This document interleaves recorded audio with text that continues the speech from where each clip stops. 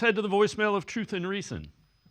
Hi, this is Rico. I saw something interesting about which teams are best set up for success for the next 3 seasons. The list had the Lions, Eagles, Ravens, Chiefs, and Bills. I would insert at least 2 more teams in that, and I would put the Browns and Texans. Do you think the Browns are set up for success for the next 3 seasons? Thanks. As always, appreciate all of the voicemail. So he's referring to the future power rankings. ESPN, the Chiefs 1, Ravens 2, Bills 3. 49ers were 7th. Their overall score was 88.5, and the Browns were 11th. 83.8 is their score. When you look at it, they break it down. Overall roster was 84, which was 12th in the NFL. Quarterback, 71.3, which was 26th. Then the coaching was 91.7, that's 6th. Front office, 85.7, which is 7th. 100 is the max grade out of all of those. So, Lance, when you look at it, the question that they have is Deshaun Watson. Deshaun Watson gets back to what we think he can. They're right up there in the top, 5, 6.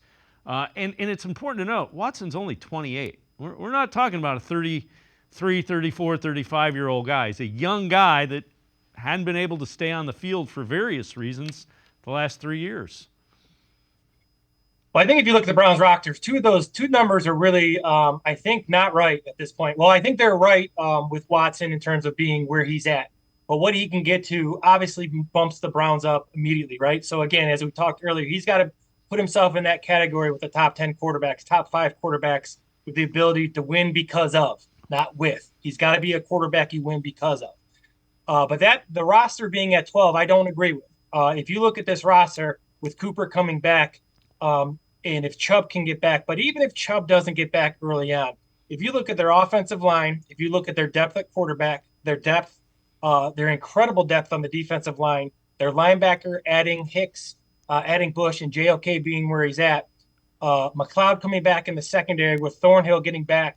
I don't think this roster, I think this is the top 5 roster, in my opinion, from after the quarterback through everybody else. They are pretty loaded at every other position with guys who can play at a high level, or guys who are at least in the conversation of playing at a high level. So I think both the quarterback position should go way up, obviously, but I don't think that roster going into training camp is at 12. I think that's a top 5 roster, with the assumption that, obviously if you look at Deshaun Watson, what the quarterback position does for it makes the line better, it makes the receivers better, it makes the running backs better.